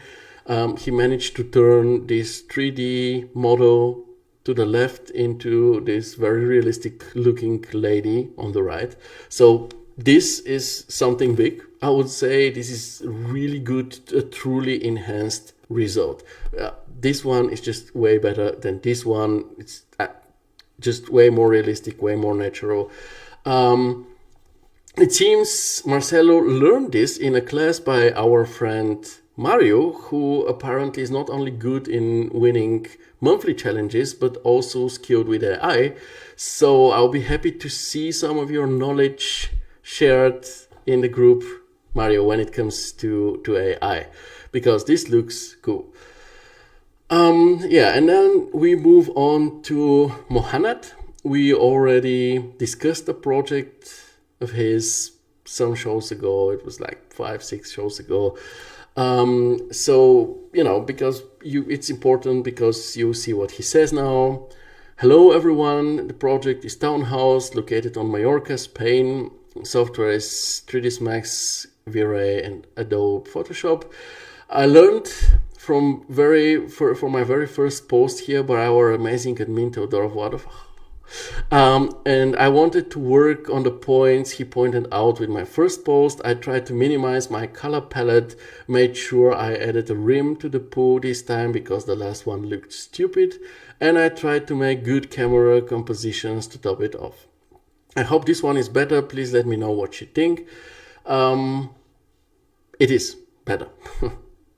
Presentation wise, really good description. We get the essential info, but also the personal background regarding you learning from the show, from the feedback, trying to better yourself, better your work, which is great, always great to see. The image presentation is also pretty good, visually consistent, maybe not very varied, but still good enough. So let's jump in and take a closer look. So the project seems to have a logo or a simplified version of it, which is pretty good, I would say. Holgado. This is the first shot. First of all, I think I would say, generally speaking, it looks and feels like a project situated on Mallorca, which is great because it seems like you achieved this nice local authenticity, which even very, very skilled and seasoned artists sometimes fail to achieve, which is great. And now we'll go through the shots one by one, but let me take a look at what Mario says. I made the class, sadly it's not in English yet, but I'll be working on English version. Yeah, I mean, I saw it, you don't have to share the contents of your class here for free, but maybe you can make a very small tutorial in English for the group, or without English, you can just show what you're doing or something, the way you feel. But it would be cool to also learn from you, as you're obviously good in AI. So shots one by one, starting at this one, it's a big improvement to your last project. The framing is great. You have this nice natural framing with this sweet depth of field to it. Good focus. The lighting composition works as well. We talked a lot about this last time. The foreground here is dark, not only the leaves, but also the pool area and everything. And then the building is the highlight, which as it should be. So this is really good. The terrace area, the pool, the foreground in general looks like you have put effort in it, and it really shows. The curtains here add some dynamic to the scene so that it doesn't look so static anymore. And also they add to the local authenticity, because you don't see stuff like this in Norway or something. It's just more for the more southern countries in Europe. So this is very, very good. What I don't like this much is this one here. I think you can put maybe some curtains or so behind the glazing so that it's not so empty. But generally, this first shot is very, very good. The second one, I think this shot is supposed to show both the out and inside area of the house. You have some really nice reflections in the pool, but again, composition-wise, I don't like how you cut off the tops of the arches here. This isn't something I would recommend you. It looks way better when the whole arches are visible, and if you want to put your white frame around them, then you even have to give the framing a bit more space on the top. And this slight asymmetry that you have, like there is less space to the right than it is on the left. I also don't understand it. It's almost kind of annoying. So maybe go for a fully symmetric central perspective here. Also, here it becomes very visible that the facade material is overscaled and just very low quality. You really, really need to change it. It doesn't look good at all. Do we have a problem? There was a small cut in the live stream. I just saw it in a side monitor. I hope you still see and hear me and see my shared screen. Also, in this part back here, it is visible that the model on the backside is not finished, which obviously takes away a lot of realism. Let's move on to the third shot. It's an informative and an interesting one. The angle is interesting, the idea to it is pretty good, but the final outcome isn't that convincing and great. First of all, because the model isn't detailed enough for that. Like you have this outdoor kitchen, but you have not a single asset on it, like a ketchup bottle and whatever stuff belongs on it, right? You have the hanging plants, but they hang on the facade coming out of nowhere. No soil, no pot, they're just like glued to the corner of the facade. The pitched roof doesn't look that great from above. The size of the plants in the neighbor's garden I find to be absurd. I know that these things can grow quite big, but this is like a 3-story building, which I think is a bit over the top.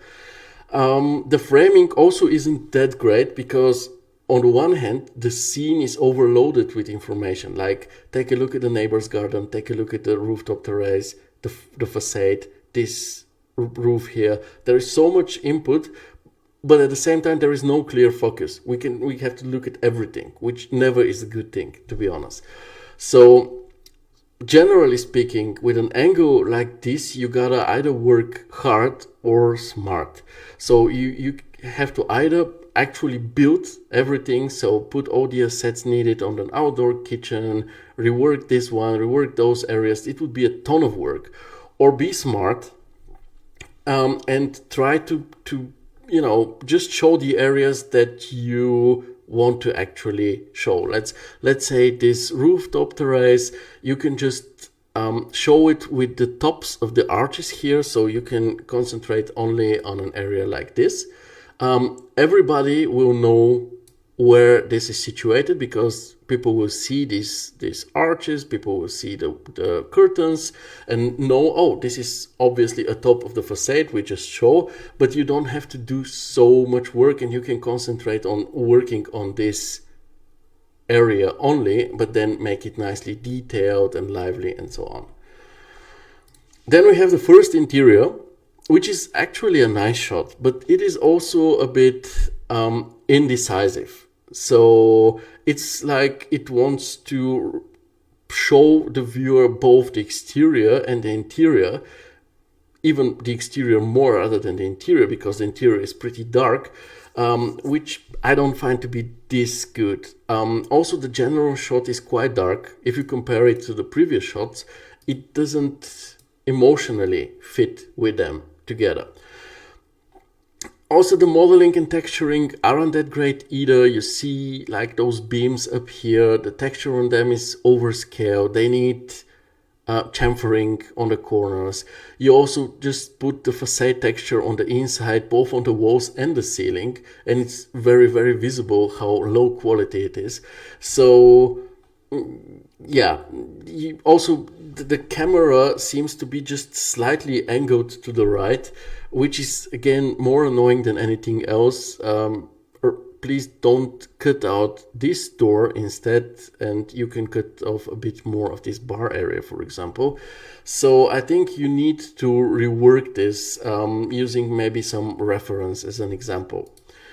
And this one, more or less what I said for the previous one is also true for this one. However, the lighting composition is better here, because we start off, we have this gradient between the dark edges on the top and the bottom.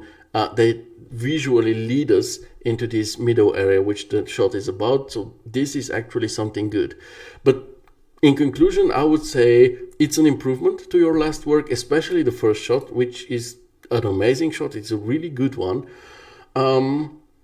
So regarding the exteriors, try to always follow the logic that you have applied here, and the techniques, try to apply them on the other shots as well. And regarding the interiors, work more with references of similar situations and try to recreate what the photographers have done with those photos. Yeah, and then we are at the last work we will be talking about today, because we don't want to make the show much longer than 2 hours. This is the attention span of nobody's. Will be happy with this. It's by Tomasz, who says, "Hi guys, I like to share with you small wellness room. Problem with reflections was solved. Thanks for the advices, and we're both satisfied, me and the client. Thank you so much for this group. Comments are very welcome." With this problem with reflections was solved, he refers to the Keeping It Realistic chat, where he asked for help and he also got this help. So his issue was solved in it. So for those of you who don't know the group, gladly join it. And if you have, issues or problems, ask the people there. But also, please don't only be a taker, also be a giver. So if somebody else asks for opinion or whatever, then be the one also giving back to the community and providing some feedback or help or whatever. But back to Tomasz, who, by the way, is a bathroom designer. I think this is a cool info. So we have a cool description. We have some additional info. I always like to see it. You just forgot to mention the software that you have used. Regarding the image presentation, everything looks good. It's visually consistent and mostly also varied. So yeah, let's go through the shots one by one, I would say. So the first one is a nice informative shot presenting the bathroom as a whole. And it's a beautiful bathroom design. I personally like it. It also, we see some nice clean modeling on your side, Tomasz. So this is pretty cool. The materials generally look good as well. The wooden material has two small issues to it. First of all, there is some mapping repetition visible on the steps of the stairs here. And the second one is more on the technical side, but as an architect, this bothers me, so I gotta share this.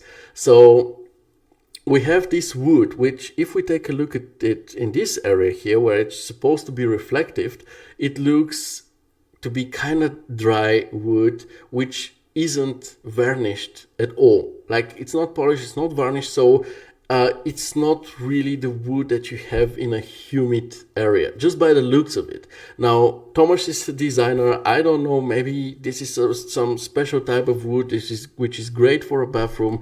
By judging by the looks of it, from what I've learned during my architectural studies, this wood doesn't belong in a bathroom.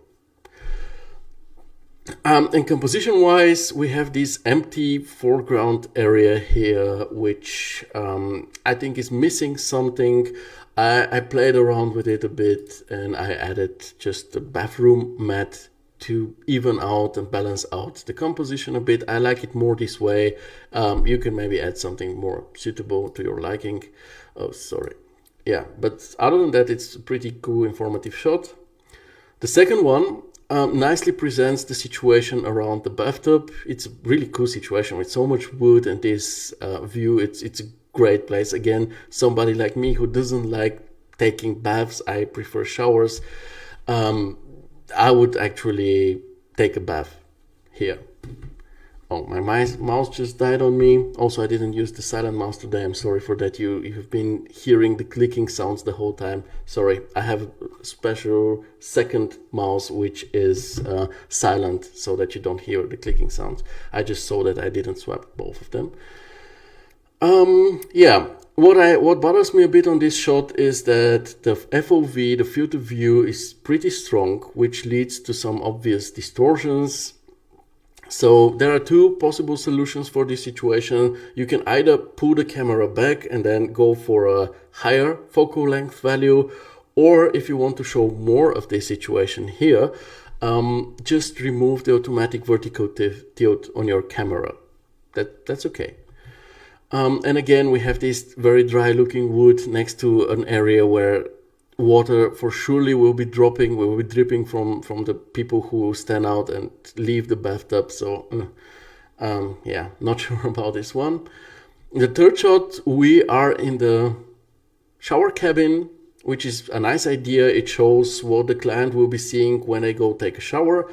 It's more on the informative side rather than the atmospheric one, but that's okay. If you want to add more atmosphere, maybe add some more steam. It seems you have some already, but make it stronger, make it bolder. You can do this with a volumetric material, and also maybe use a gradient mask on the opacity of these water droplets, because they shouldn't be starting this high, because they appear because of splashes of water, but you shouldn't be having splashes of water going that high. Next shot, it's a sink. Close-up of the sink. I really like this one. The depth of field is pretty good.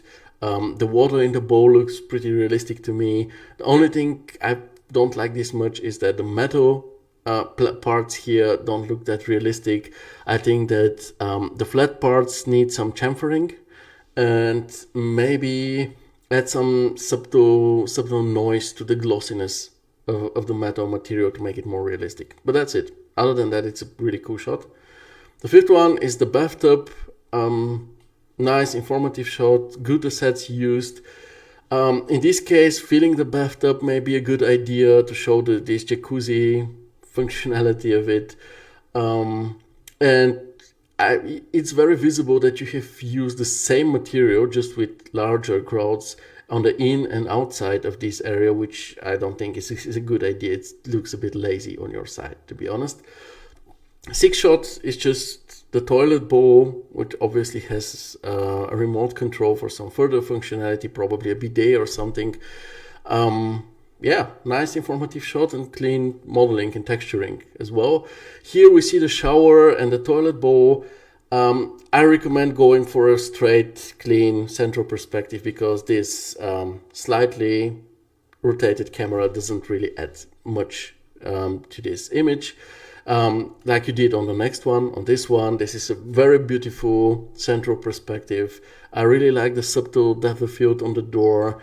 The composition is cool, the lighting, the materials. It's just a pleasure to look at this. So yeah, I understand why you and your client are both happy. It's good commercial work. Just maybe be a bit more precise when it comes to the materials. And maybe when you do those interior shots, always let yourself get inspired by some bathroom interior photography. Obviously interior. Muhammad says, thank you again for talking about my work, Theo. I'm looking forward to the next project I work on to make my renders look even better with your insights. Your hard work pays off. It already paid off on the first shot. It's a really, really good one. Then try to pull it off on other shots. Then before we finish, we have 5 minutes left. So we have Abdi sharing a teaser for a tutorial on turning non-procedural assets into procedural ones with the help of RealClone. And believe me, this is really, really convenient because it provides us with a lot of flexibility in our work. Because out of one asset, we can actually make lots of other assets, different variations of it. And also we can adapt it to our needs. As you see here, we can make it longer, we can make it shorter, we can make it round. And all of this just with a few clicks. Parametrically done, right? So in the meantime, the video is out. I already saw it being out. It's, I think since yesterday, it's like half an hour. I really strongly recommend you to watch this because it's not only teaching you how to turn this one specific swing into a longer or whatever one. It's also showing you the logic how to create segments out of any asset. In this case, he uses a Cosmos asset, but out of any asset so that you can apply it on everything. And then in future, you can just make your own RealClone creations, the ones that you need, because you may never need a swing, but you may need something else parametrically. So I really, really recommend you watching this one. It's very, very useful in the long term.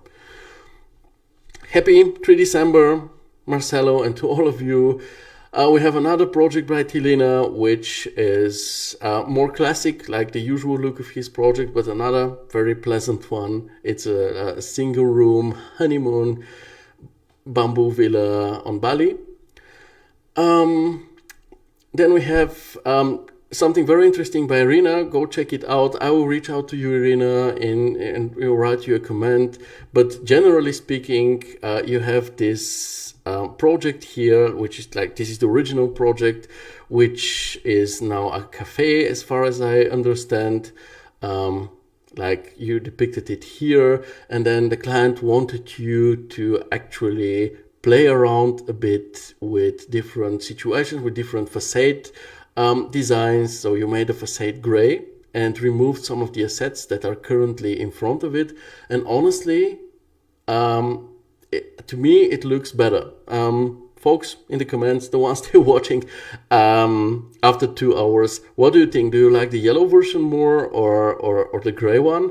Personally, I prefer the gray one, but you then continued playing around with this. So you added some really, really beautiful sunlight coming from the side, which added a ton of atmosphere. Just take a look. This is a wonderful showcase, and I'm happy that everybody gets to see it now, because you look the very modern nowadays in the 3D field, in the Arvis field, overcast lighting. It sure is cool. It depicts the colors very nicely and stuff. It's also often very realistic, but take a look how much more positive and pleasant this scene becomes with the sunlight, right? So I think this one is the better version, and then you have this one version where the lights on the inside are kind of stronger and also warmer, which is this one, and this is my preferred version. I like this one the most. Maybe this really is the best design for this situation here. Mario also says sunlight looks so much better. Unfortunately, in real life, we cannot control it. So it's Germany, it rains here. So some of the time it will just look like this.